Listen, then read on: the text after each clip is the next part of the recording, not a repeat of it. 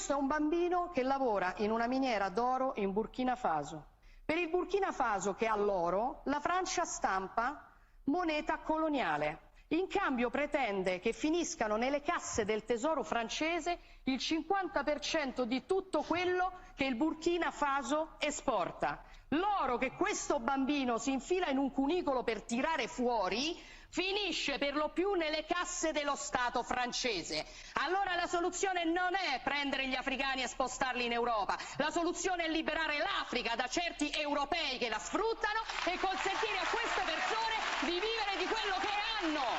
Les descendants d'Européens, c'est-à-dire les Blancs, représentent 7% de la population mondiale. Ne pas envisager notre combat à l'échelle européenne et rester la tête dans le guidon nationaliste, c'est le mener tout droit à sa perte. Enfin, au-delà du fait que l'identité européenne a existé, pour l'avenir, il faut s'atteler à la bâtir, la faire exister et rappeler sa permanence et son importance, car nous sommes une communauté d'histoire et de destin, et cette identité doit être accouchée, car les grands défis du XXIe siècle, notamment la submersion démographique, ne vont pas s'arrêter aux frontières nationales. L'islamisme, par exemple, est un ennemi transnational. Quand les islamistes nous désignent, c'est les croisés, les occidentaux, les infidèles. Il faut comprendre que la Hongrie, l'Italie ou l'Allemagne, par exemple, si ces pays-là, ils tombaient sous le joug de l'ennemi, ce serait une grande défaite civilisationnelle pour nous aussi. Ce serait accepter que l'ennemi, et pas l'adversaire, soit à nos portes, par égoïsme, par ignorance et par lâcheté.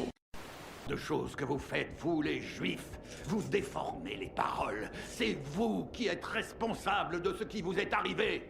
La famine, la douleur et la misère, et toutes les choses affreuses, et toute la noirceur qui règne dans le monde, c'est vous les Juifs qui en êtes à l'origine. Vous êtes des vauriens, de la vermine.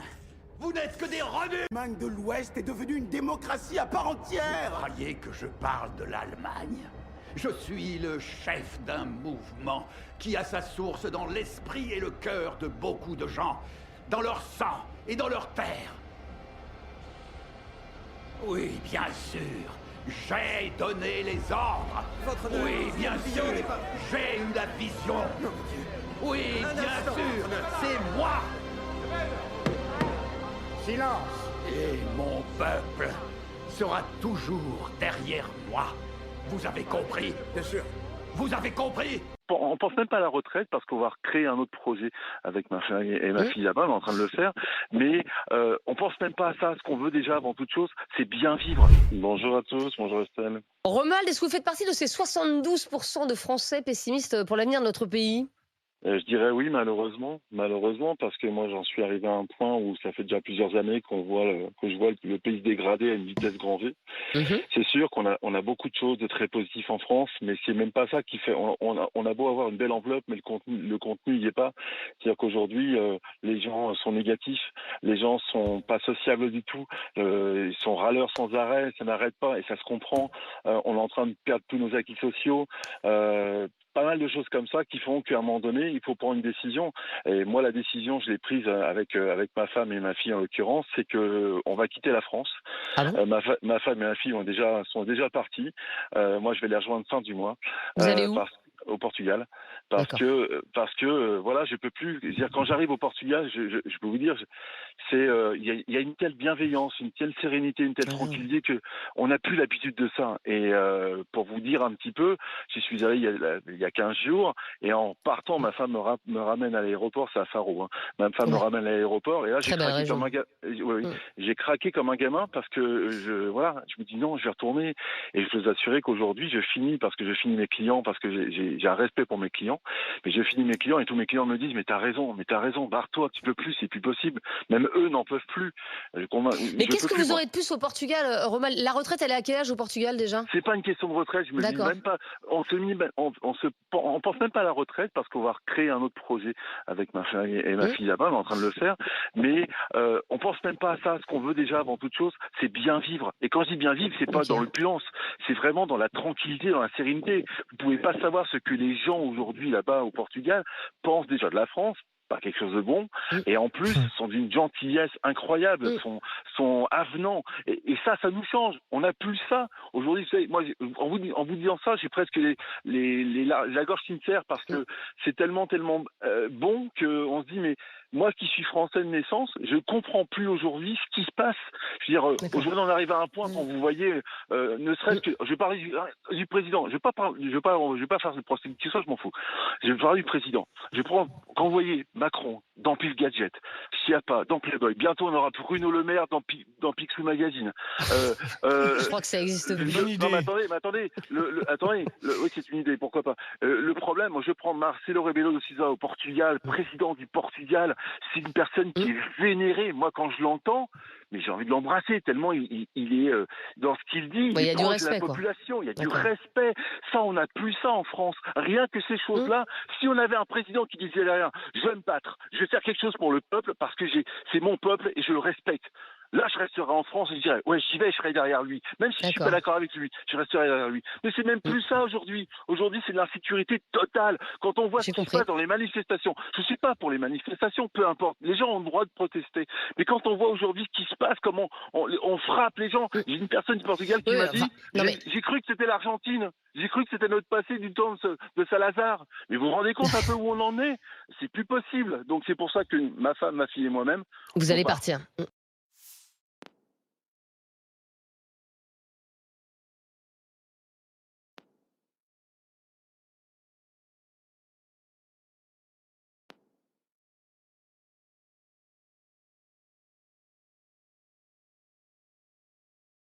Négatif, commandant. Ne tentez pas de sauvetage. Le site du crash est infesté d'Arabes.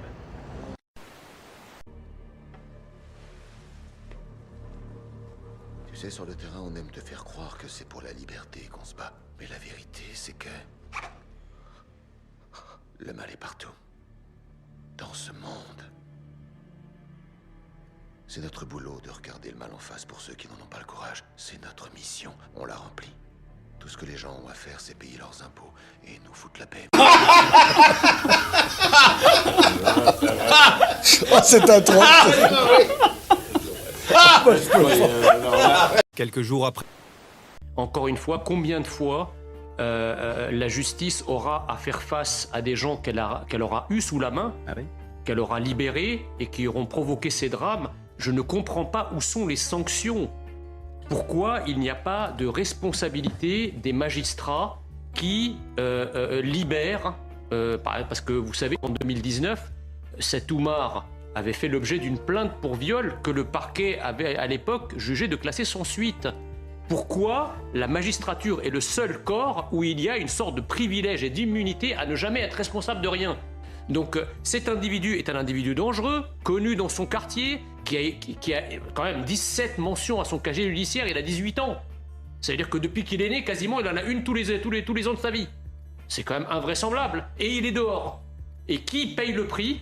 Cette malheureuse qui a été violée. Je rappelle quand même que les tortures que Oumar a infligées à sa victime sont telles qu'il a fallu mettre en place une cellule psychologique à l'hôpital pour les soignants, tellement ils ont vu l'horreur devant leurs yeux. Rendez-vous compte. Et personne n'est là pour dire qui est responsable que cette crapule soit dehors. Excusez-moi, c'est révoltant.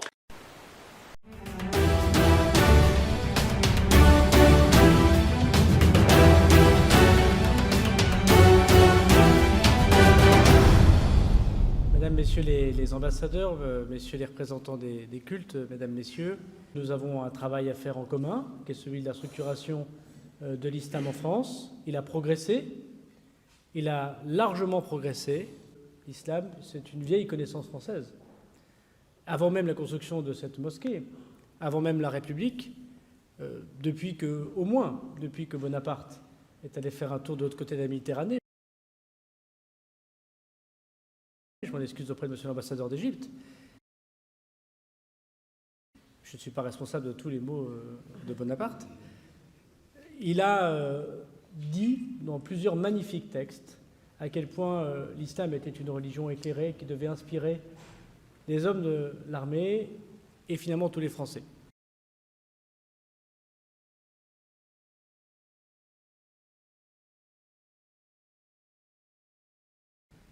Et avant de venir, monsieur le recteur, j'ai lu une page très jolie sur le général Abdallah.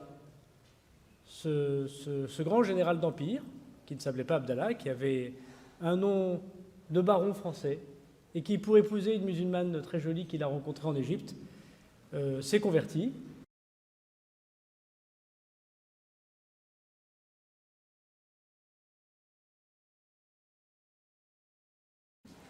Et a décidé de revenir en France, puisque l'aventure égyptienne s'est arrêtée assez vite, et Bonaparte le considérait comme un de ses meilleurs généraux. Voilà ce que nous souhaitons tous pour notre pays, monsieur le recteur.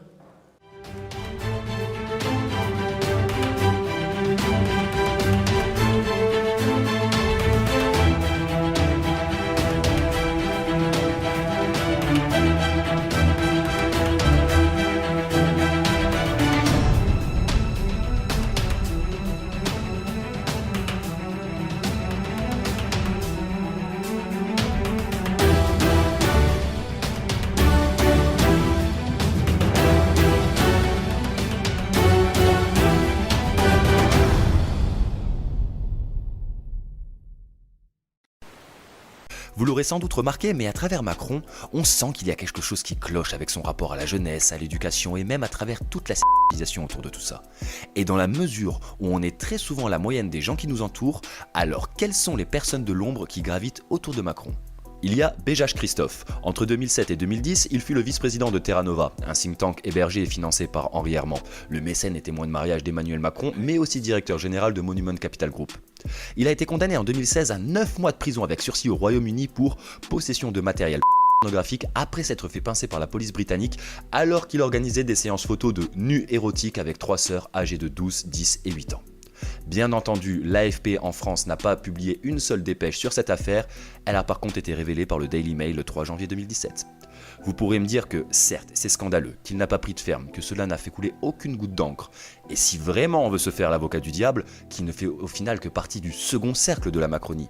Peut-être, mais alors continuons encore un peu à creuser.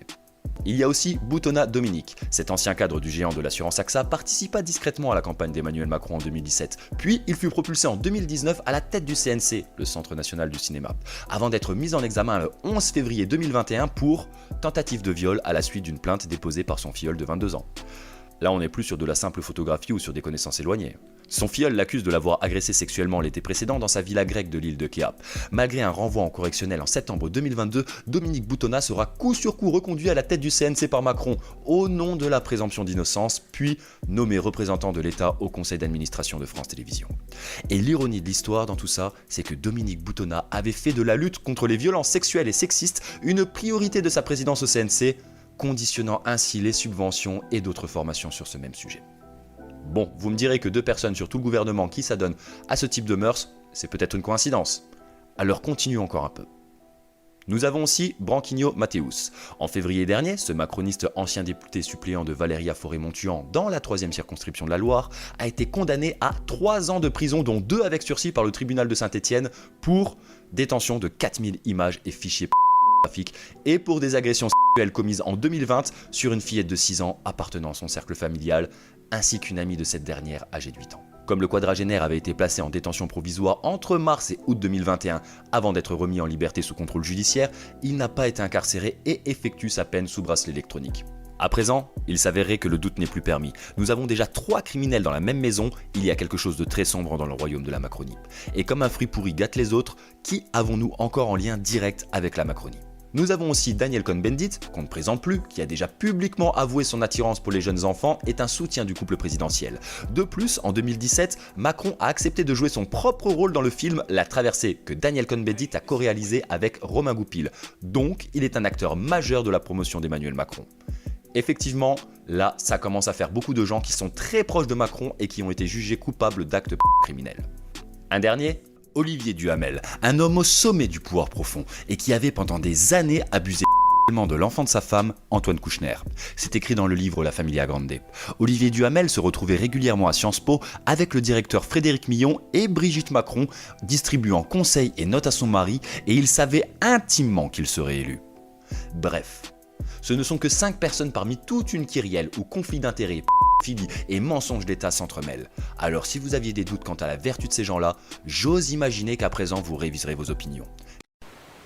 Sur ce que disait Nathan Devers, excusez-moi, l'antisémitisme historique européen, d'abord, ce n'est pas les Européens qui ont inventé l'antisémitisme. Vous voulez que je vous sorte les sourates du Coran qui sont antisémites? Ça date pas d'il y a un siècle. Bon, donc l'antisémitisme, il existe depuis... Saint-Paul, c'est avant le Coran. Il existe depuis la nuit des temples et la nuit des temps. Bon, ça c'est la première chose. La deuxième chose, c'est que l'antisémitisme, cet antisémitisme historique européen, a été quasi terrassé, atomisé en 1945. Et après, à partir de 1945, il est resté, mais de manière résiduelle et epsilonesque. Or, on voit bien qu'il y a un retour massif de l'antisémitisme depuis 20 ou 30 ans, et c'est certainement pas à la faveur de congrégations néo-nazis. Kobili Traoré, c'est quoi? Mohamed Merah, c'est quoi? Yassine Mioub, c'est quoi? Ce sont les profils et les identités des assassins de Mireille Knoll, d'Ozara Torah à Toulouse, et de Sarah Halimi. Donc, il faut voir ce qu'on voit quand même à un moment. Ça me surprend. Et pourquoi on n'a pas l'identité de celui qui a fait ça? Parce qu'apparemment, il est entre les mains des autorités. Ils viennent d'ailleurs de le libérer. C'est bizarre qu'on n'ait pas le moindre début de commencement du profil de cette personne. Qu'est-ce qu'on cherche à nous cacher? Pourquoi est-ce qu'on vous voyez quelque chose qu'on chercherait à nous cacher sur le profil? Je ne sais pas. Vous êtes comme moi. Vous savez très bien que quand il s'agit de profils qui vont bien, on nous annonce immédiatement les noms, les prénoms, les mensurations du mis en cause. Là, bizarrement, il y a quand même un silence assez époustouflant entourant le profil de l'auteur, ou le profil présumé, en tout cas, de l'auteur. Bon, ça, c'est la première chose. La deuxième chose... Ça, on va laisser l'enquête, effectivement, se faire. Ce qui est dingue, si vous voulez, c'est que quand on voit ce magasin maculé de ces abjections, moi, j'ai pensé à une image du magasin de Léo Schlesinger, qui est un commerçant juif de Vienne en 1938. Et pendant la nuit de cristal, son magasin a connu exactement le même sort. Donc, si vous voulez, je suis un peu étonné que toute la sphère médiatico-politique gaucho-progressiste, qui n'ont qu'un seul mot à la bouche, le retour aux heures sombres, bizarrement, personne ne parle du retour des heures sombres. Enfin, en tout cas, les mêmes ne nous parlent pas du retour des heures sombres, alors que là, on est en plein dedans. Nous avons même toute une classe politique qui relativise ces inscriptions. On parlera peut-être tout à l'heure du tweet d'Aurélien Taché, qui nous parle de cet antisémitisme-là pour mieux relativiser celui de Médine, par exemple. On verra, effectivement. Les sanctions prévues sont assez pour peu qu'elles soient appliquées, comme toujours. Hein. Après, moi, si vous voulez, je suis encore une fois étonné du silence assourdissant d'un certain nombre de médias dont la ligne éditoriale est connue. Hein. Je n'ai pas vu une seule ligne sur France Inter là-dessus, ou sur France Info, ou sur France Télévisions. Je ne comprends pas, si vous voulez, cette espèce d'hémiplégie de l'indignation. On banalise les actes antisémites. C'est-à-dire, s'il s'était agi d'une mosquée, tout le monde en aurait parlé, et à juste titre. Je ne vois pas pourquoi, ou même un commerce, je dirais, halal, on aurait eu la France insoumise. Aucune religion ne mérite d'être attaquée. Donc il faut s'indigner, encore une fois, pour toutes les attaques à connotation raciste ou antisémite, d'où qu'elles viennent et quelles qu'en soient les victimes. Donc qu'on le fasse lorsque des commerces musulmans, par exemple, sont attaqués, c'est très bien. Je ne comprends pas pourquoi les mêmes perdent leur langue lorsqu'il s'agit d'actes antisémites. Alors moi, je vais vous dire pourquoi. Parce que très souvent, comme je l'ai rappelé tout à l'heure, l'essentiel de l'antisémitisme contemporain provient de certaines immigrations. Et il se trouve que ces immigrations-là... Pour l'instant, on n'a pris aucune information sur c'est pour ça que je dis l'essentiel. Je ne sais pas, mais l'essentiel de cet antisémitisme provient jusqu'à présent de certaines immigrations. Quand vous interrogez, par exemple, tous les juifs qui font leur alia, puisque les alias sont en constante progression en France depuis une vingtaine d'années, posez la question à ceux qui vont vivre en Israël, pourquoi ils le font. Et là, il y a 2 hommes maghrébins qui s'adressent à mon père. Ta fille, elle est jolie, elle est belle, elle s'habille court, ta fille, etc. Que mon propre père soit pris à partie par rapport à ma tenue, qu'il soit tutoyé. J'ai ressenti beaucoup d'humiliation ce jour-là. Et je pense que c'est un petit peu ce qu'il cherchait en faisant ça. 25 ans, et aujourd'hui, je vais vous raconter les quelques micro-agressions que j'ai connues depuis que j'ai 13 ans. Donc tout commence lorsque je déménage à Orléans. J'ai 13 ans et je vais souvent au niveau de la rue des Carmes, qui est une rue bien connue d'Orléans, connue pour son insécurité, puisqu'on y trouve beaucoup de jeunes hommes, plus ou moins jeunes d'ailleurs, issus de l'immigration, qui traînent, qui rôdent. C'est une rue qui est connue pour son trafic de stupéfiants. Comme je l'ai dit, c'était systématiquement par toujours des hommes issus d'une immigration maghrébine ou d'Afrique subsaharienne. C'était d'abord des regards très soutenus, parfois venant d'hommes de l'âge de mon père, parfois des mots chuchotés dans l'oreille, où les hommes passent très près de moi en me chuchotant que je suis jolie. Une fois, il y a un homme qui a essayé de me donner son numéro de téléphone en parlant le plus vite possible, ce qui a été totalement ridicule. Et puis, j'ai eu le malheur une ou deux fois de répondre à un groupe d'hommes qui commentaient ma tenue vestimentaire. Il faut savoir qu'en plus, à 12-13 ans, voilà, c'est un âge où notre corps se transforme, où de plus en plus on expérimente des tenues en voyant ce qui va le mieux à notre morphologie. Enfin voilà, on est juste des jeunes filles, voilà, qui veulent être mignonnes et c'est vrai que moi, de plus en plus, je raccourcissais un peu mes tenues, je me cherchais un petit peu. Comme plein de filles de cet âge-là, et c'est totalement normal et sain. Et tout de suite, j'ai senti un regard super malsain pour le coup dans l'espace public venant de groupes d'hommes qui m'interpellaient. Et les rares fois où j'ai eu donc le malheur de leur répondre, je me suis pris des insultes. Une fois, il y en a un qui a essayé de me courir après, donc je suis partie en courant le plus vite possible sans me retourner. Mais je pense que j'ai évité ce jour-là une agression physique parce que j'avais répondu à des mots obscènes qui m'étaient destinés par rapport à ma tenue. Le temps passe, cette fois j'ai 18 ans, c'est toujours au niveau de la rue des Carmes et cette fois je me promène avec mon papa. Et là il y a deux hommes maghrébins d'une 50aine d'années qui s'adressent à mon père en disant à quel point ta fille, en plus en tutoyant mon père, ta fille elle est jolie, elle est belle, elle s'habille court ta fille, etc. Donc mon père est un peu pétrifié parce que en fait c'est dans une rue des Carmes, en fait ils se connaissent tous entre eux, donc si on a le malheur de répondre c'est pour sa pomme. Donc il a préféré pas répondre et on a continué la rue en baissant la tête jusqu'à arriver un peu plus au centre-ville où c'est un petit peu plus safe. Mais j'ai ressenti beaucoup d'humiliation ce jour-là, que mon propre père soit pris à partie par rapport à ma tenue, qu'il soit tutoyé, je pense que ces hommes savaient très bien ce qu'ils faisaient parce que quand on parle de la fille d'un homme, on sait qu'il peut sortir de ses gonds et je pense que c'est un petit peu ce qu'ils cherchaient en faisant cela. Alors ils n'ont pas été insultants non plus, mais je pense que ça suffisait pour qu'ils imposent une certaine domination sur mon père et c'était clairement ce qui a été recherché et ce qui a été ressenti. Maintenant j'ai 18 ans. Et ma petite sœur un jour rentre en larmes, elle a 15 ans. Elle rentre en larmes parce que elle m'explique que un homme s'est frotté à elle dans le métro, enfin dans le tram pardon, puisqu'à Orléans il y a pas de métro, et qu'elle aurait senti son sexe contre elle, mais surtout des passagers ont vu la scène et personne n'a bougé. Voilà. Donc en plein cœur d'Orléans, une jeune fille de 15 ans peut se faire frotter et un homme peut se masturber sur elle sans que personne ne bouge. Ce qui a été pour moi aussi un électrochoc dans mon engagement et ce jour-là, je me suis promis que je ne voulais plus jamais voir ma sœur rentrer en pleurant chez nous.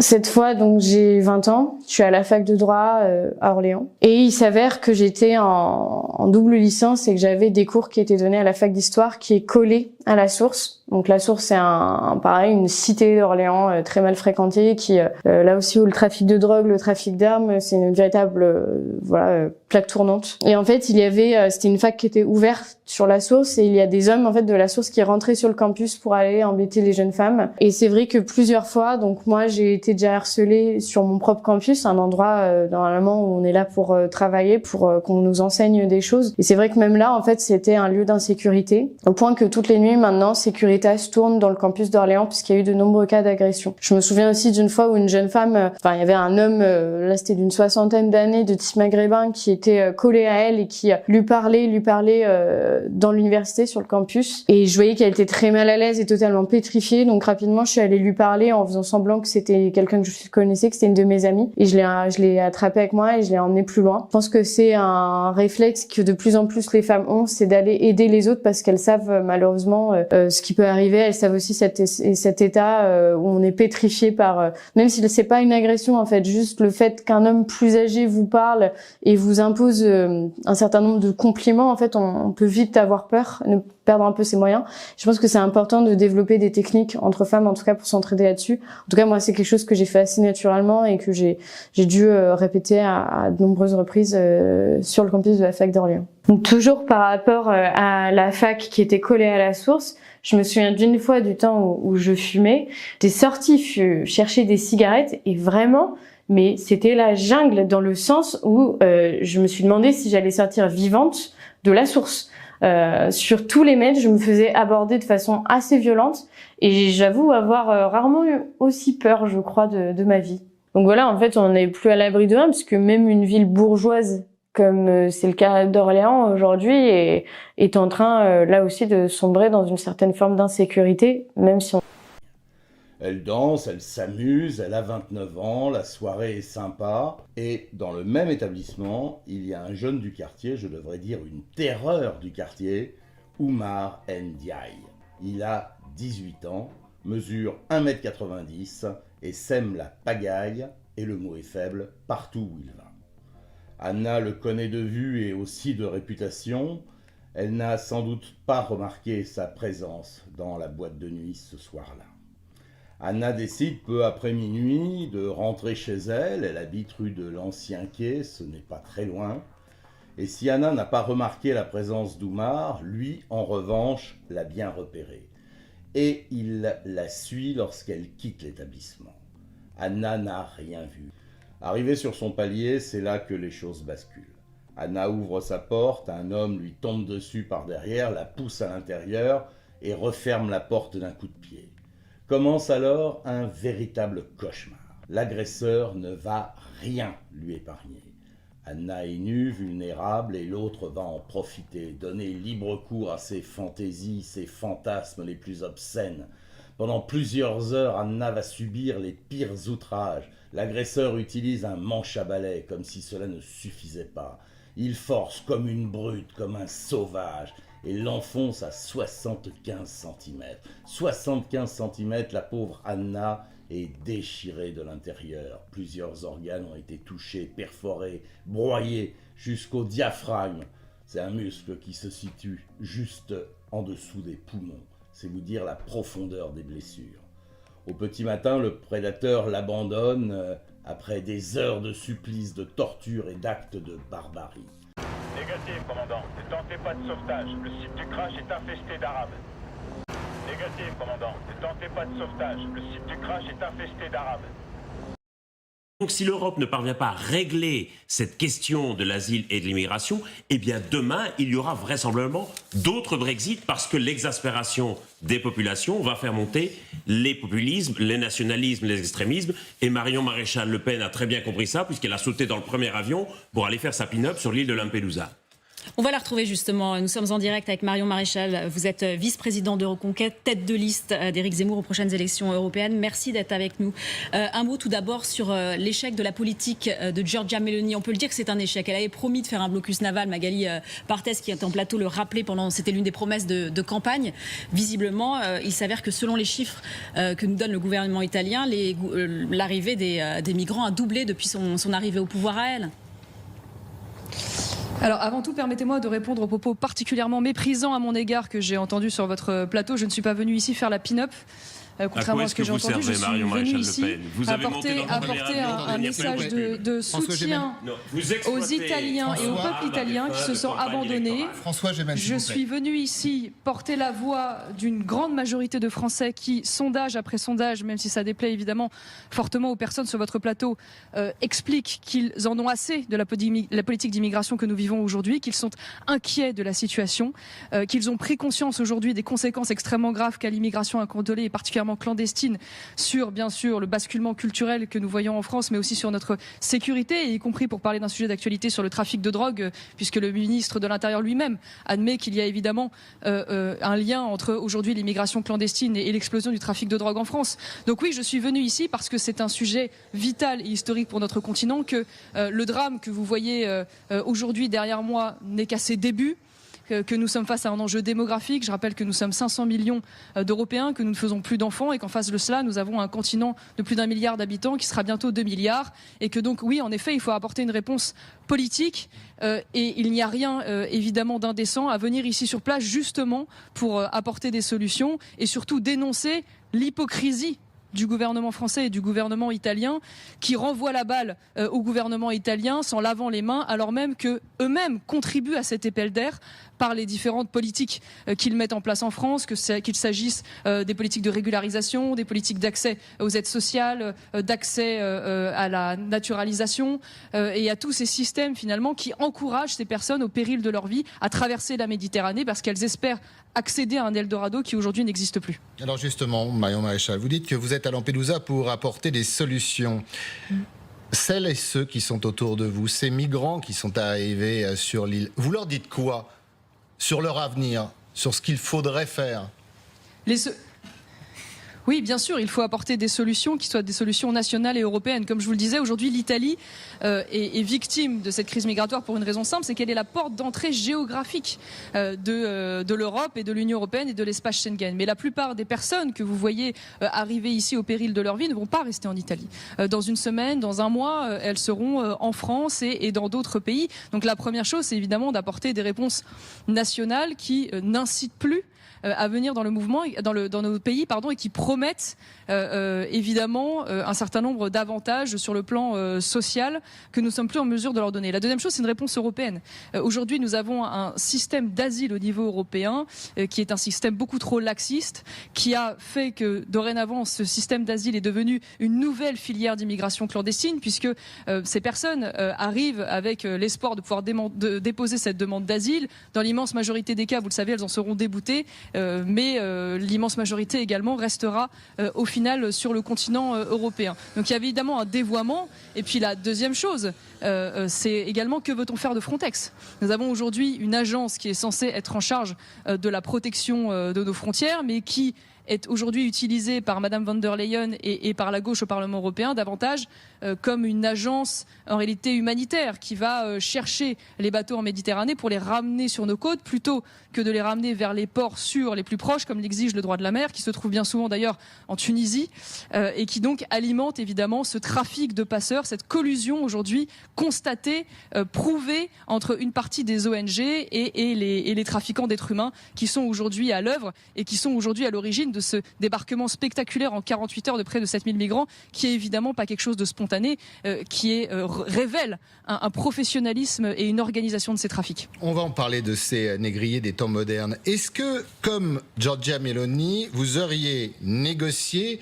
à coup de dizaines, voire de centaines de millions avec la Tunisie et la Libye? Ça, on est bien d'accord, c'est un échec. Qu'auriez-vous fait alors? Il est évident qu'il y a bien sûr un travail diplomatique, mais ça ne peut être qu'une réponse coordonnée. C'est-à-dire qu'il existait, par exemple, il y a quelques années, une politique qui s'appelait la politique Sophia, qui a été une opération militaire coordonnée de plusieurs pays, qui avait mis en place une véritable offensive très concrète contre le trafic d'êtres humains, qui allait donc détruire les embarcations utilisées par ces trafiquants, qui allait les poursuivre et les mettre en prison. Et malheureusement, cette opération a été arrêté, alors qu'aujourd'hui on voit bien qu'on se contente une fois de plus de repérer ces bateaux et de les ramener sur les côtes. Donc moi je crois que Giorgia Meloni ne peut pas avoir la réponse seule, c'est une absolue évidence, puisqu'une fois de plus les frontières italiennes sont nos frontières en général. Donc je ne jette pas la pierre à Madame Meloni, puisque moi je constate qu'il y a beaucoup d'hypocrisie. Quand je vois par exemple aujourd'hui le gouvernement français une fois de plus s'en laver les mains, ce même gouvernement qui au moment où Giorgia Meloni cherchait à fermer justement les ports à cette dérive du trafic d'êtres humains, eh bien nous avions Gérald Darmanin, ministre de l'Intérieur, qui lui accueillait le bateau de clandestins de l'Océan Viking à Toulon, envoyant ainsi un incroyable signal à l'ensemble des prétendants à l'immigration en leur disant écoutez, venez, de toute façon dans tous les cas vous verrez, nos portes sont ouvertes et vous pourrez avoir accès à l'Eldorado européen. Et c'est la même chose pour l'Allemagne.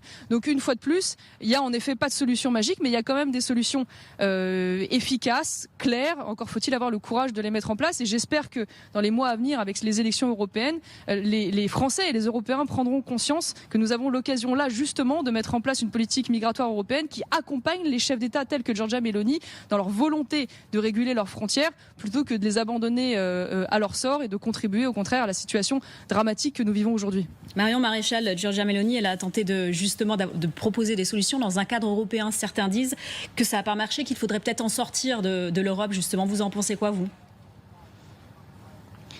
Ça ne peut pas être qu'une réponse européenne, mais ça doit aussi être une réponse européenne. Ce qui est vrai aujourd'hui, c'est que nous avons une majorité tenue par le centre d'Ursula von der Leyen, avec des accords réguliers avec la gauche et les Verts, et que ce qui est nécessaire, en tout cas, c'est de changer cette majorité. Évidemment, tant que cette majorité est au pouvoir, il est évident que nous n'aurons pas les réponses appropriées. Et je maintiens une fois de plus que l'Union européenne a une part de responsabilité dans cet aspect d'air, notamment à travers la contrainte de la politique d'asile qui, pour le coup, se fait au niveau européen et qui est imposée aux États membres. Moi, ce que je constate quand même, c'est qu'il y a aujourd'hui, n'en déplaise à certains, une grande vague, un grand mouvement historique qui s'empare en Europe. On voit arriver des partis de droite, dits conservateurs, partout, sous l'égide de l'Union des droites dans différents pays européens. Donc, très souvent d'ailleurs sur ce thème principal de la préservation de notre identité et de notre culture et de notre sécurité. Donc il faut entendre cet appel et l'occasion des élections européennes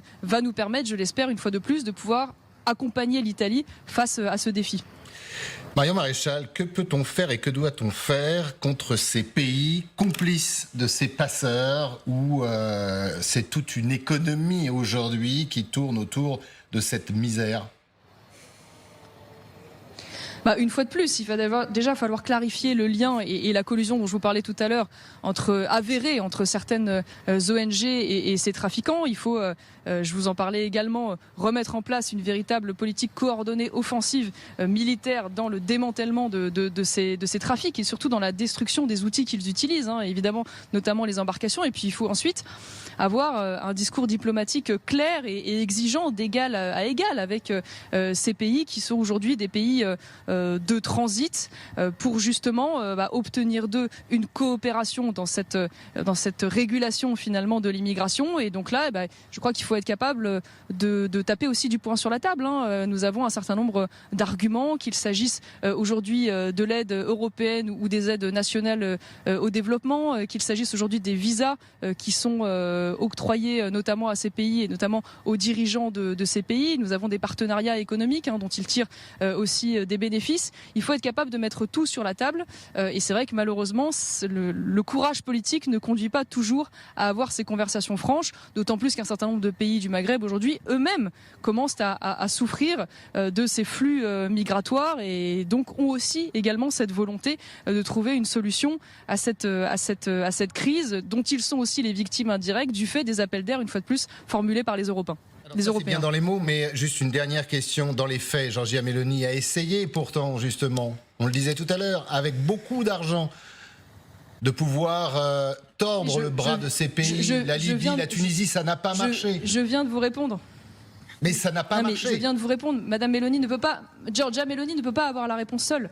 Une fois de plus, l'action diplomatique, elle doit s'accompagner d'une action cohérente au niveau européen. Si vous travaillez avec des pays pour qu'ils permettent de mieux réguler l'arrivée de leurs frontières, mais que dans le même temps, vous avez des politiques migratoires au niveau européen et au niveau national en Europe qui toute la journée envoient des signaux pour inviter ces prétendants à l'immigration à se jeter en Méditerranée pour avoir accès à cet Eldorado, vous comprenez bien que ça ne peut pas marcher. Maintenant, ce qui est regrettable, et ça, Giorgia Meloni tente d'y travailler au niveau européen et j'espère que nous verrons cette solution s'ouvrir, celle de financer des hotspots qui ne soient pas des centres donc d'études des demandes d'asile qui ne soient pas sur les côtes européennes mais bien dans les pays d'origine, de l'autre côté de la Méditerranée, parce que nous savons qu'une fois que ces personnes arrivées clandestinement en Europe passent nos frontières, il est extrêmement compliqué ensuite de les faire retourner dans leur pays d'origine. Donc il faut changer en fait le modèle et le processus. Une fois de plus, ça ne peut être qu'un défi collectif.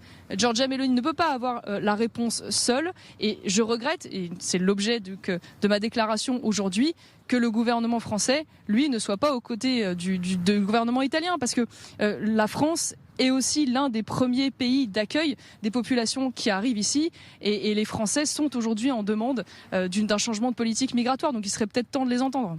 Parce qu'en fait, on en a marre. Mais voilà, les gens en ont assez. Et effectivement, si vous devez récupérer... Est-ce que vous remettez en cause la liberté? Oui, je remets tout en cause. Je vous dis oui.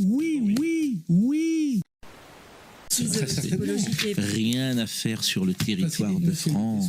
Oui, les citoyens européens. Qu'est-ce que vous voulez que je vous dise? On a le droit d'être sur le territoire. Très bien, continuons. Et puis les gens vont supprimer la libre circulation. Oui, je veux tout changer en fait. Je veux tout changer. C'est ça que vous ne comprenez pas. C'est ça que je vous dis depuis sans arrêt. Je veux tout changer. Maintenant, parce qu'en fait, ce n'est plus possible. Pascal, on change tout.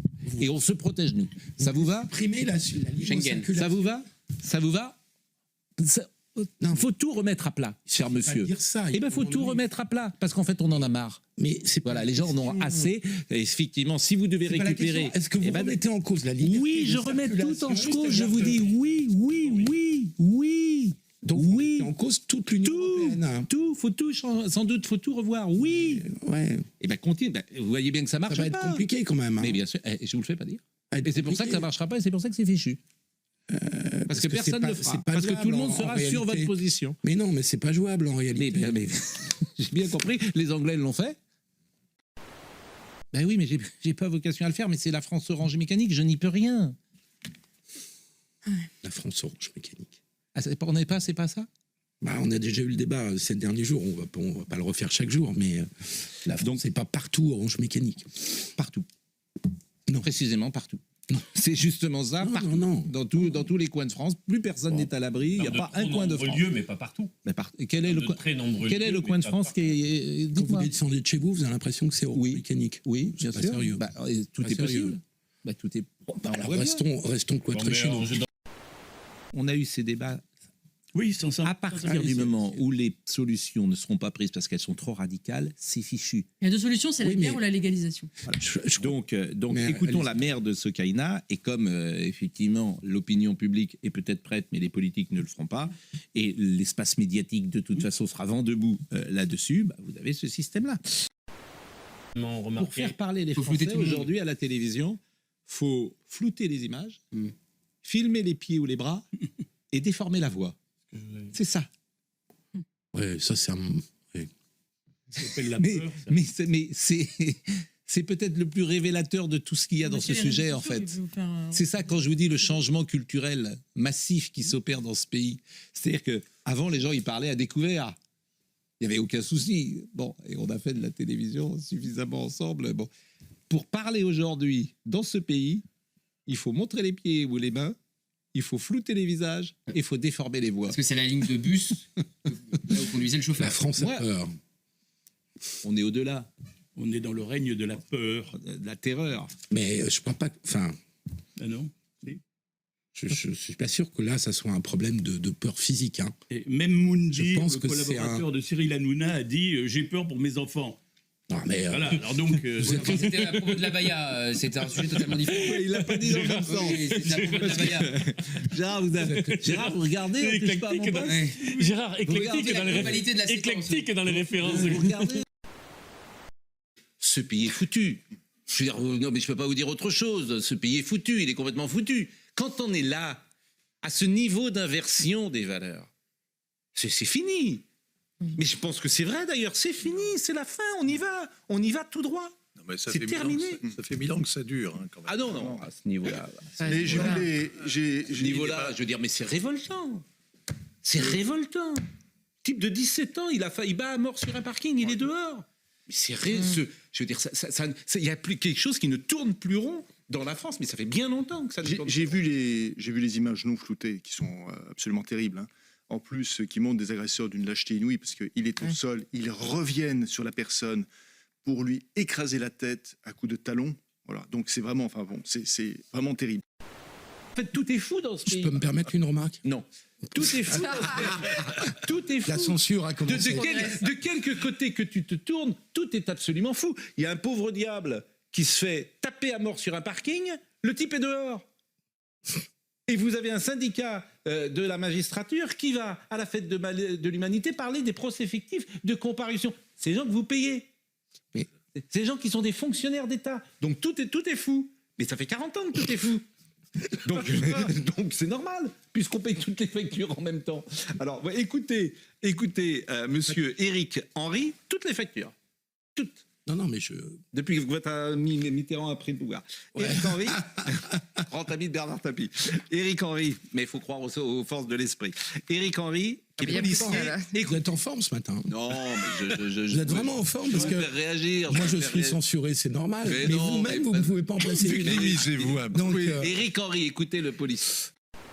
Donc dans ce pays, on est capable de mettre des sanctions, même sans procédure, encore une fois, disciplinaire, mais pas au syndicat de la magistrature. Oh, c'est open bar. Alors, regardez le mur des cons, ils s'en sont remis. Hein. Je dis souvent que la société capitaliste récupère tout et qu'elle n'a pas d'avis parce qu'elle, pour le coup, elle ne fait pas de politique. Elle veut vendre sa cam. Bon, elle épouse l'air du temps. Qui lui en fait faire parfois, exactement, mais d'opportunisme. Bien sûr. Et les directeurs marketing aujourd'hui, ils ne se rendent pas compte peut-être de ce qu'ils font. Alors, Sephora, vous connaissez? On l'a vu, oui. Sephora. Bon, c'est la société de cosmétiques Sephora. Eh bien, elle a lancé une campagne en France, à travers ses réseaux sociaux, dans laquelle elle défend le voile islamique chez les femmes. On en est là. Sephora. L'entreprise française a publié une vidéo montrant une équipe de football féminine musulmane portant une tenue de sport voilée adaptée à sa religion. On rappelle que le Conseil d'État s'est prononcé contre. Vous voulez voir cette publicité Sephora? Le capitalisme récupère tout.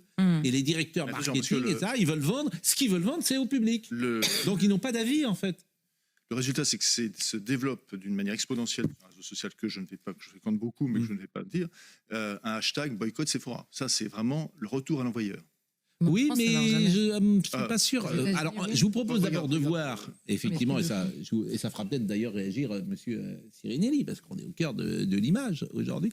Regardez cette publicité.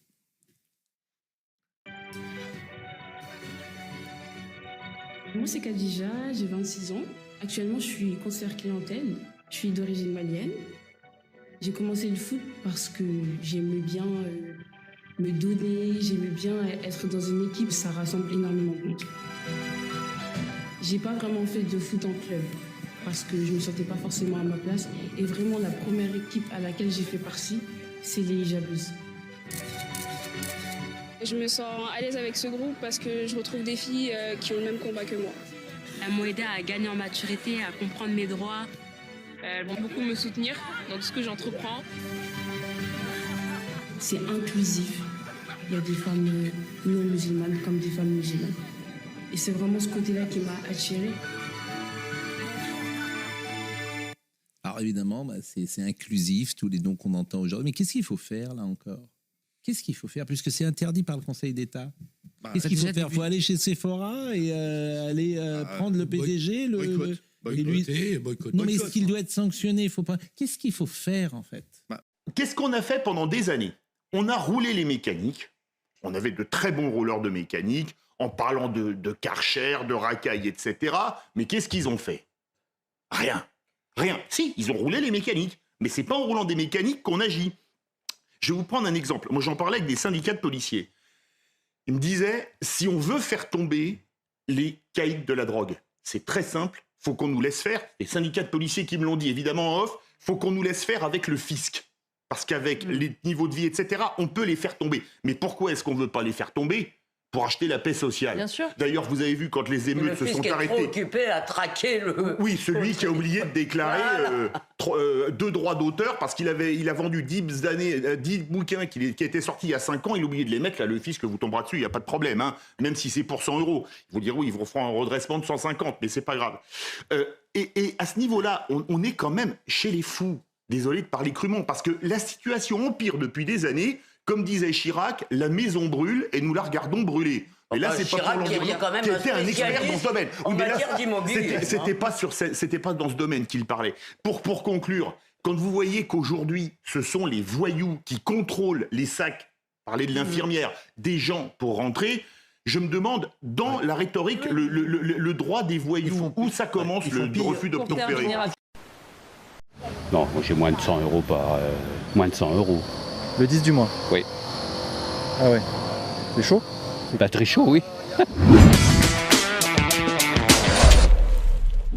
30% des Français vivent avec moins de 100 € le 10 du mois. C'est vrai. C'est mon cas. Ah oui, c'est votre cas? Ouais. Et comment vous faites alors pour vivre? Bon, Moins de 100 euros par mois si je ne travaille pas. Voilà. J'ai des frères qui me donnent de l'aide. Sinon, voilà, des fois je vais dans le resto du cœur pour manger. Ah oui. Ça dépend. Bon, Donc voilà. la situation est dure en France aujourd'hui. Et deux, surtout quand tu ne travailles pas aussi, tu le sens plus. Voilà. Et vous cherchez du travail? Oui. Je cherche du travail. Il n'y en a pas? Vous arrivez à trouver du travail ou pas? Un peu, j'ai trouvé un peu dans la restauration. Après, ça s'est arrêté. Je travaille pendant 15 jours et puis voilà. Là, depuis le début du mois, je recherche encore. Ok. C'est des petits boulots quoi? Oui, c'est des petits boulots. Vous survivez en fait? Je survis et puis comme j'ai pas aussi de papier, voilà. J'arrive pas à avoir oui, ça aide pas. un travail. Voilà. Et vous vivez où, monsieur? Je suis hébergé par un ami, disons. Hébergé de temps en temps. Si sa femme n'est pas là, je verrai. Si sa femme est là, comme il a un studio, donc de temps en temps, je vais aller là-bas. Vous arrive de dormir dehors? Oui, il m'est arrivé avant, surtout avant. Mais depuis que j'ai connu cet ami, il m'a aidé beaucoup quand même. La nuit, si j'ai des problèmes, je l'appelle, je passe la nuit et puis voilà. Est-ce que cette statistique vous choque, vous surprend? Actuellement? Oui. Elle devient de plus en plus courante, je dirais, oui. Enfin, ça me choque, oui, bien sûr que ça me choque, mais c'est tellement, on entend tellement les gens être dans la galère que oui, bien sûr que c'est choquant. Qu'est-ce que vous voulez que je vous dise? Autour de vous, vous avez des gens qui galèrent, qui galèrent, oui. Même carrément avant le 10 du mois d'ailleurs, qui galèrent. Ah oui. Moi par exemple, je reçois ma paye le 20 du mois. Vous êtes sûr qu'à la fin du mois, enfin je parle pas pour moi concrètement, mais je connais des personnes qui sont carrément dans la galère, ouais. Et ça devient monnaie courante? Monnaie courante, je sais pas, parce que je connais pas, mais ça devient de plus en plus courant, ça c'est clair. Le gouvernement a un petit peu sa part de responsabilité dans la pauvreté, non, je sais pas, enfin, ça me paraît évident quand même, donc voilà. Alors si eux sont pas responsables, personne voilà, ne l'est. Non, mais bah oui, mais on a vraiment l'impression qu'actuellement ces personnes ne l'est, quoi, en fait. Ils se dédouanent de toute responsabilité, oui, vrai, chacun. Le 10 du mois, oui. On a 30% des Français à qui il reste 100 euros sur leur compte en banque. Oui, bah c'est la vérité. Hein. Ah oui? Il y a ça, hein. Parce qu'on a trop de charges. Hein. Ah oui? Moi je suis entrepreneur, ça... Trop d'impôts, trop de charges. Trop d'impôts, trop de charges, oui. Et l'inflation? Bah, l'inflation, ça se voit. Ouais. C'est l'inflation du travail aussi. Il n'y a pas beaucoup de travail maintenant. Ah oui. Donc on s'en sort pas. Donc là maintenant j'ai un chantier, là je viens de commencer mais ça va pas. C'est la galère quoi? C'est la galère, ouais. Galère de stationnement, machin, beaucoup de charges. Et comment on fait alors? Bah je sais pas. Moi je peux pas trouver de solution pour tout le monde. Pour moi peut-être mais pas pour tout le monde. Et oui. Donc voilà. Ok. Chacun pour soi et Dieu pour tous. Bon, si on se réunit peut-être on arrive à quelque chose mais je sais pas si on arrive à se réunir.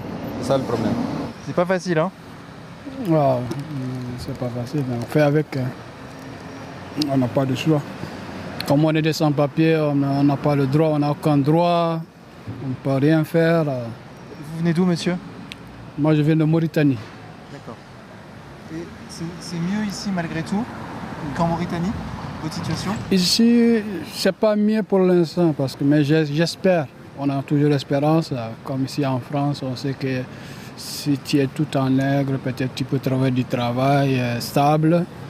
Voilà, c'est cette espérance qui nous retient. Parce que si on va là-bas, on sait qu'il n'y a pas de travail pour nous.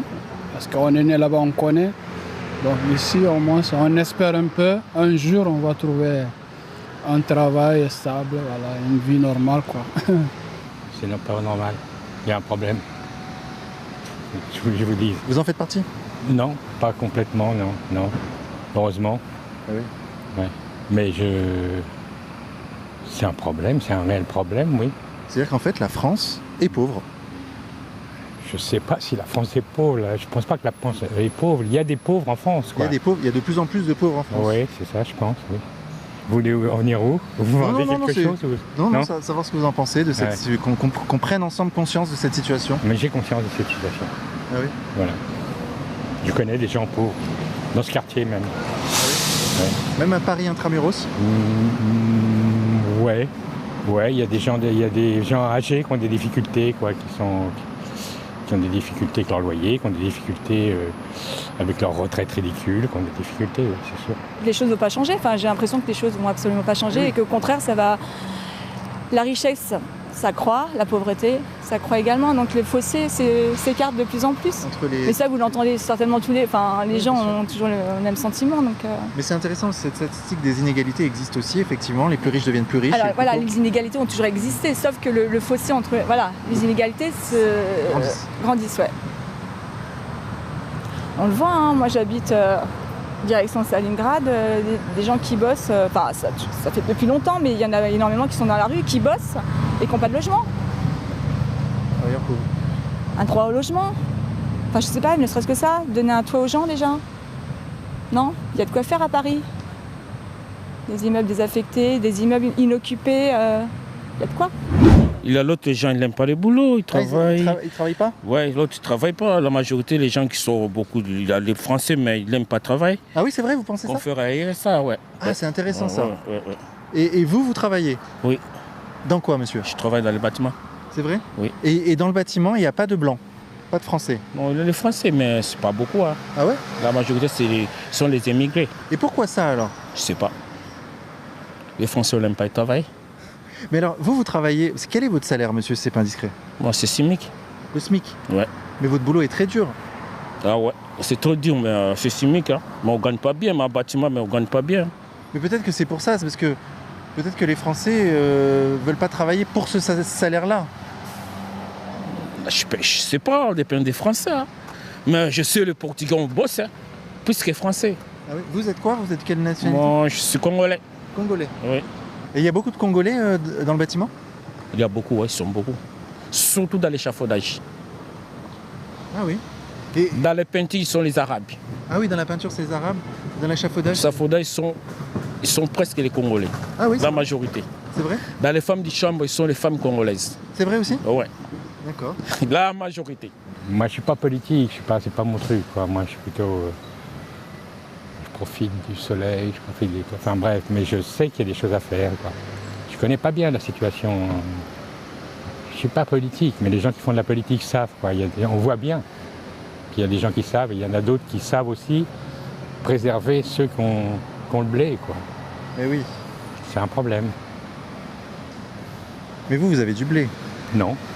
J'ai du goût. Ah, voilà enfin le roi de la classe, l'homme trop bien sapé, habit de bol. D'accord. J'ai du goût. Non, c'est difficile aussi. Mais il y a des nuances. C'est votre il y a des nuances, il y a des nuances. Il y a voilà. Moins de 100 €, moins de 200 €, ouais. Plus de 200 €. Oui. Moi, je suis quand même dans les plus de 200 €. Le 10 du mois, ouais, vous avez plus de 200 €. Oui, en plus, ma retraite tombe le 15, donc c'est pratique. Non, je plaisante. Mais, enfin, non, c'est vrai. C'est vrai. Vous êtes retraité de quel métier? Je faisais de l'audiovisuel. Voilà. Ah, d'accord. Comme vous. Comme moi. Mais à l'époque, c'était plus lourd.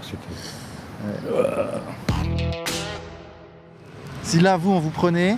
Vous savez, il y a comme dans la Grèce antique, on allait prendre c'était un philosophe qui labourait son champ, on l'a pris, on l'a mis au pouvoir. Justement parce qu'il ne le voulait pas. Ouais. Et on voulait que ce soit quelqu'un qui ne voulait pas le pouvoir qu'il l'ait. Et vous, qu'est-ce que vous feriez si on venait vous chercher chez vous, vous disiez vas-y, maintenant prenez des décisions. Vous feriez quoi? Quelle serait la première décision que vous prendriez? Alors, un petit peu imposer les plus riches. Ah, mais n'ayez pas honte de cette idée. Non, j'ai pas honte, mais c'est tellement bateau. C'est pour ça que je voudrais un truc original, mais c'est tellement concrètement ce qu'il faudrait faire aussi. Donc voilà quoi.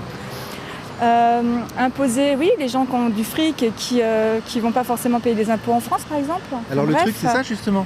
Ce qu'on nous dit quand on dit ça, c'est oui, mais alors ces gens-là vont fuir, ils vont partir ailleurs, et donc on va perdre leur énorme cerveau qui permet de créer des industries en France. Ah oui, effectivement. Bah, oui, mais ouais, non, mais c'est vrai que c'est. Enfin, c'est un peu le problème. Ouais, aussi. c'est le problème. Parce que c'est pas entièrement faux. Oui, non, c'est pas faux, c'est pour ça en fait. Bon, bah, je suis pas politologue non plus. Merde, ils sont payés pour trouver des solutions. Je suis à la retraite, j'ai une toute petite retraite. Et comment vous faites alors?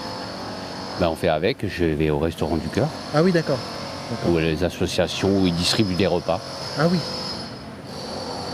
Et il y a du monde là-bas? Il y a la queue? Bah, ça dépend des jours, ça dépend des quartiers, hein, je pense. Hein. Mais vous vivez où? Dans le 17e. Ah ouais, vous vivez à Paris quoi? Oui, oui. Mais les loyers sont super chers. Bah oui, mais on n'a pas le choix. Pourquoi? Bah parce que c'est comme ça. On a l'APL, tout ça, les trucs comme ça qui nous aident, mais autrement... Vous pourriez vivre à la campagne, vous pourriez vivre ailleurs qu'à Paris, où c'est très cher. Oui, mais à la campagne, c'est bien beau, mais faut-il encore avoir des trucs de proximité? Parce que si vous n'avez pas de moyens de transport, vous faites comment? À pied? Parce que évidemment, c'est pas cher. C'est moins cher dans les loyers et tout. Mais faut-il encore avoir un moyen de locomotion pour se déplacer? Ou dans le sud, là où il y a du soleil. Oui, mais vous croyez que les loyers sont donnés? Ils sont pas plus chers, c'est aussi cher qu'à Paris. Hein. Et vous êtes venu quand en France? Moi, ça fait 15 ans. 15 ans? Ouais. Et vous vous attendiez à cette vie quand vous étiez en Afrique? Avant de venir en France, vous attendiez à ça ou pas? Non. Non, j'attendais qu'ici c'est bon, par rapport au bled. Et c'est bon, ça va? C'est mieux? Ça va, c'est mieux par rapport au bled. C'est mieux. Au bled, on travaille pendant le premier jusqu'à le 30, on gagne $100, $200. Hein. Ah oui? Ah ouais. Ah, ça gagne pas? On gagne pas, là-bas c'est la mort. C'est la mort. Donc ici, là-bas, la majorité, c'est les étrangers qui gagnent bien. Les blancs, quand ils vont là-bas, on gagne bien, puisque nous... Hein, ah oui? Ah ouais. Nous, on gagne $100, $200, mais les blancs, on gagne 5 000, 6 000, tu vois. D'accord. C'est la merde. Je préfère ici. Et ici, je gagne 1500, 1400. C'est bon par rapport là-bas, quoi. 1400, ouais. Ah ouais. Mais c'est quand même peu ici, 1400 pour vivre. Mais ici, c'est bien le salaire, mais c'est les charges, c'est trop. Hein. La maison, c'est le loyer, c'est trop cher. Eh oui. Ah ouais. C'est ça qui fatigue les gens. Tu payes tout ça, tu vois. Voilà. Ici, c'est mieux. Toi, tu travailles. Les femmes aussi travaillent, c'est mieux. Ah oui, vous en sortez? Vous avez une femme qui travaille? Ouais. C'est vrai? Elle fait quoi, votre femme? Elle travaille comme aide-soignante. Ah oui, c'est vrai? Ouais. Elle est du Congo aussi? Elle est d'Angola. Angola? Ouais. D'accord. Donc vous êtes heureux en France? Ça va? Más ou menos, par rapport au bled. On souffre, mais hein, par rapport au bled, hein, ici c'est mieux. Et vos enfants? Ouais. Ils sont ici à l'école? Ouais. Ça se passe bien? Ouais, très bien. D'accord. Donc tout va bien en fait? Tout va bien. Toute la complexité du problème est là, hein? Ouais. Toute la complexité est là. Hein. C'est que bien sûr, chez eux, ils préfèrent venir ici plutôt que crever la gueule ouverte dans leur pays, c'est normal. Et je les comprends. Qu'est-ce que tu penses toi de ces chiffres? Est-ce qu'ils te surprennent? Est-ce que... Bah non, après toutes les augmentations qu'il y a eu de prix, ouais. Ces derniers temps, après c'est toujours pareil. Je me répète, mais je vois pas que dire d'autre. Enfin, voilà, on a un gouvernement qui donne des millions à droite à gauche, qui distribue tout ça dans le monde entier, qui dit aux Français qu'ils doivent travailler 2 ans de plus, que c'est juste. Bah, c'est du gros foutage de gueule et voilà quoi. On se fout de notre gueule en fait. Bah oui, plutôt, et c'est de pire en pire. Mais pas spécialement Macron lui tout seul ou son gouvernement. C'est tous les politiques, c'est tout le système. C'est cette globalisation, cette façon de faire de cette oligarchie qui dirige le monde. Ces riches à 1 milliard. Concrètement, là, pendant le Covid, pendant la pandémie, il y a quand même des mecs qui sont enrichis sur le dos de cette pandémie. Enfin, je ne sais pas, ne serait-ce que responsabilité. Enfin, oui, c'est vrai. La responsabilité de l'État, mais ça les choque pas, ça. Ne serait-ce que ça les choque pas. Interdire de s'enrichir pendant une crise. Bah oui, les lobbying pharmaceutiques, tout ça, c'est scandaleux. Enfin, moi, c'est choquant. Et il me semble, figurez-vous, qu'aux États-Unis, quand on est américain, où qu'on soit dans le monde, on paye des impôts aux États-unis. On n'a pas le droit de fuir ses responsabilités. Si on est né aux États-Unis, qu'on est américain, on peut faire où on veut. Je sais pas ça. Veut. Vous êtes sûr? Et il me semble, il me semble qu'ils font très attention à ça. Ce qui serait un peu normal quelque part logique, aussi. En fait. Ouais, bien Parce sûr. Parce que notre éducation a été payée par la France. Oui, voilà. On a un droit à un retour en fait. Enfin, voilà, on se doit de donner. Bon, après, je suis pas chauvine pour autant, mais ça paraît normal en fait. Bonjour, cher monsieur. Are you French? No. Ok, thank you very much. J'aime bien mon accent anglais. C'est chaud, hein? Ouais. Non, mais bon. Ça vous surprend comme stat? Non, non. Non, non, ça ne me surprend pas. Vous avez conscience que 30% des Français sont pauvres? Oui, et il y a de plus en plus de Français pauvres, on nous le dit sans arrêt, je pense que c'est vrai. Et alors on fait quoi? Il faut demander aux politiques, pas à moi. Ouais. Justement, moi c'est votre avis qui m'intéresse, figurez-vous. Est-ce que déjà, on sait pourquoi il y a cette pauvreté?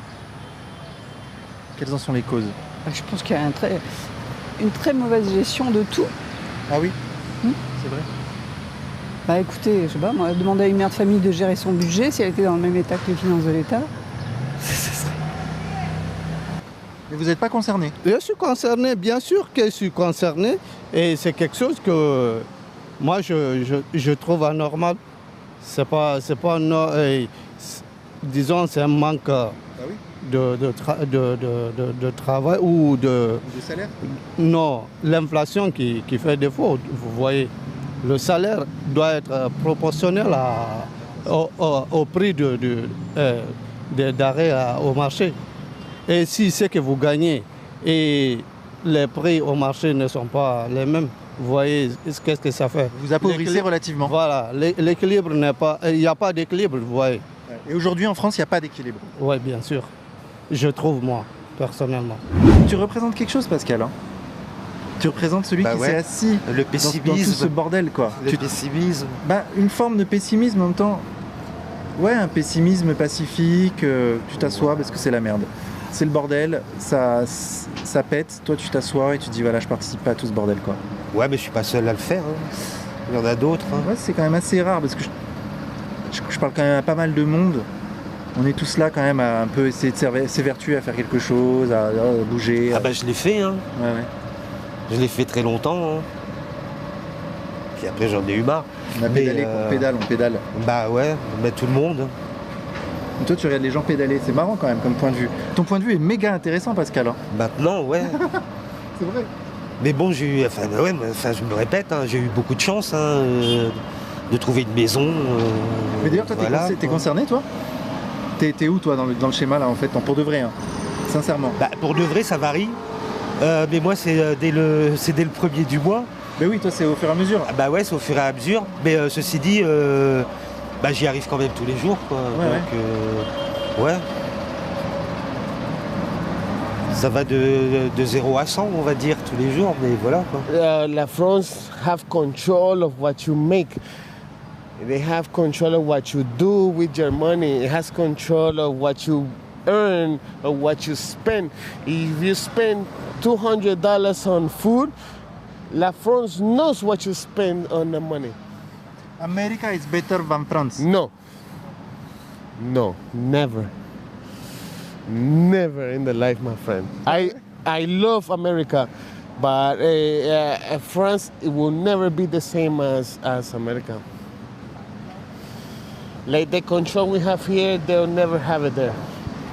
Here, if you don't have, it will help you to be better. There's a lot of people with no jobs and everything, and the France will help you to be better if you want to do it. Vous travaillez dans quoi? Pour le moment, je ne travaille pas parce que je suis dans une situation, disons, je suis en congé de paternité. Oui. Depuis quelques mois, environ 5 mois. Ma femme a fait des triplés, entre guillemets, donc du coup, je suis à la maison. Je ne travaille pas. Et là, en fait, vous surveillez le scooter de votre ami, c'est ça? Oui, exactement. Il doit venir d'un moment à l'autre. Ouais. Et pourquoi vous ne travaillez pas dans Deliveroo aussi? Et parce que c'est pas que je ne veux pas. Je veux bien, mais pour le moment, j'ai d'autres choses à faire. Je dois me concentrer à ma famille, ensuite à faire une formation pour pouvoir retourner dans le marché du travail. Il a fait que des catastrophes quand il était ministre. Il a vraiment fait que des catastrophes. Il a insulté absolument tout le monde. Tout le monde le critiquait. Et pourtant, il a réussi à être élu président haut la main. Parce qu'il avait fait son carnet d'adresse, donc voilà. Il est arrivé comme un banquier, en fait. Qu'est-ce que je peux liquider? Quelle transaction on peut faire? Ah il gouverne comme un banquier, c'est un financier. On a un financier qui ne pense qu'à vendre, acheter, à redistribuer à ceux qui en ont le plus, comme tous les banquiers, puis voilà, quoi.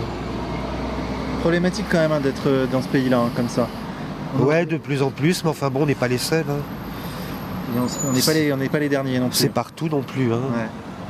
C'est partout aussi, je veux dire. C'est partout aussi maintenant. Tu regardes les États-Unis, tu regardes l'Allemagne, tu regardes l'Angleterre, tout fonctionne de la même façon, quoi. I'm levitating, the Milky Way. We're les jeunes musulmans qui sont aujourd'hui anti-juifs, ils n'ont pas lu ni Maurras ni Drummond. Everyone, my name is Elia and I'm combat paramedic in the Army of Israel. It's already 12 days that we are in a war. I want to tell you about my job. I'm paramedic and I'm saving life. Here in my unit we have 600 men and I'm the only woman. I know that my job is really important and I'm here and I'm happy to be here. I want to say to all the women in the world that we can do it, that we are able, that we are smart and beautiful. Be safe and pray for us. Amen. Sin sentido me arrebatan tus latidos y tu voz y ya no puedo. Il y a un antisémitisme venu des banlieues islamisées, qui vient d'ailleurs culturellement du monde arabe. Nous avons importé massivement une population qui était anti-juive depuis 1000 ans et qui le continue de l'être. Et il y a des gens qui surfent là-dessus, des gens qui, pour des raisons politiques, parce qu'ils pensent que ce peuple arabo-musulman sera le terreau de la nouvelle révolution. Par contre qui? La descendance de Édom, ceux qui se prennent pour des juifs. Ceux qui parlent de leur Beth Amikdash à eux. Comment on appelle le Beth Amikdash dans Shir HaShirim? On n'a pas le temps, la Maison Blanche, à Lebanon. Ils viennent donc réveiller une guerre contre les Américains. Apparemment, à la fin des temps, la Chine et la Russie, qui viennent du nord d'Israël, je vous le lis dans le Zohar, Beotozman, au même moment vous verrez ça, Itorer Am Echad Misofa Alam, Al Romi Archa, se lever contre l'hypocrisie de Rome, Viaror Bakrav Shlosha Chodashim. Il y aura une guerre de 3 mois, dit Rabbi Shimon Bar Yochai, entre ces pays-là et la descendance de Esav, apparemment. Une Katsu Sham Amim. Et les nations du monde se mêleront à cette guerre. Donc on parle ici d'une 3e guerre mondiale, mamash. Alors pourquoi moi je dis que la 3e guerre mondiale n'a pas eu lieu? Parce que ça, on l'a encore jamais connu. Have you ever wondered where terrorists hide? Where rockets are stored? Where Hamas headquarters are located?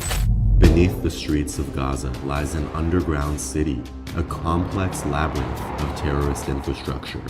Over the last several years, Hamas has brought urban warfare underground, and terrorists are hiding around every corner. لدينا اليوم مئات الكيلومترات من الأنفاق تحت الأرض. لدينا مئات وآلاف الكمائن. This tunnel network is how weapons move freely through Gaza. This tunnel network is where Hamas leaders plan and orchestrate attacks against Israel. This tunnel network is how Hamas forced hospitals, mosques, schools, and millions of civilians to shield their militia of terror. Destroying Hamas means destroying this tunnel network.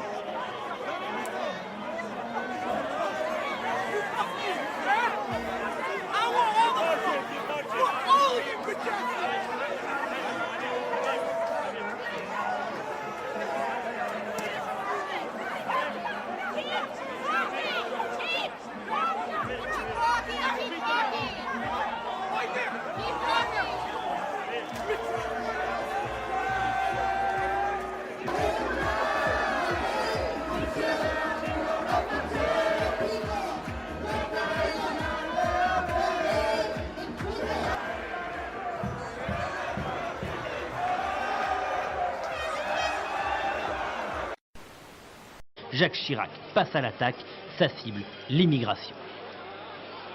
Comment voulez-vous que le travailleur français qui habite à la Goutte d'Or où je me promenais avec Alain Juppé la semaine dernière, il y a 3 ou 4 jours. Je deviens fou. C'est comme ça. Et il faut le comprendre.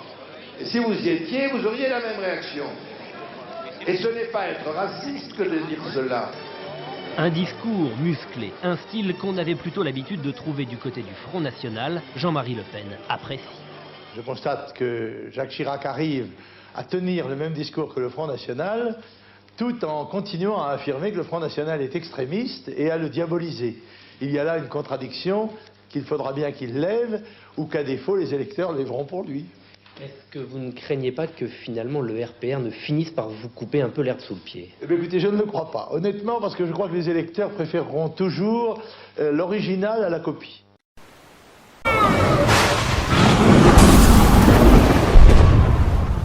Alors que je venais de terrasser mon adversaire, mon esprit et mon corps furent transportés. Papa? Papa? Est-ce que tout va bien? L'anneau, où est-il? Est-il en sûreté? Papa, de quoi tu me parles? C'est quoi encore cette histoire d'anneau? Nous allons partir pour une aventure. Michael, qu'est-ce qui t'arrive? Ton comportement inquiète tout le monde, tu sais. Je m'appelle Gandalf. Michael, qu'est-ce que tu deviens, fripouille? Où est mon chapeau? Théoden, mon ami. Arrête de faire le nigo, tu veux? Viens ici, Gripoil. Ça, c'est ce que j'appelle un canasson. Vous n'êtes pas Théoden. Vous me passez.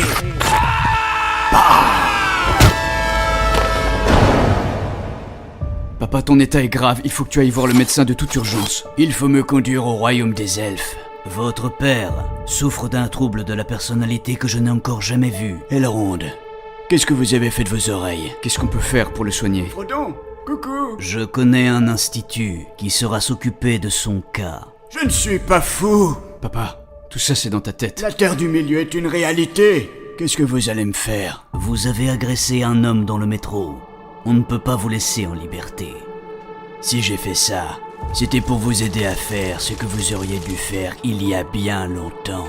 J'ai fait des analyses cérébrales sur cet homme, et il n'y a rien d'anormal. Il n'est pas malade. Quoi?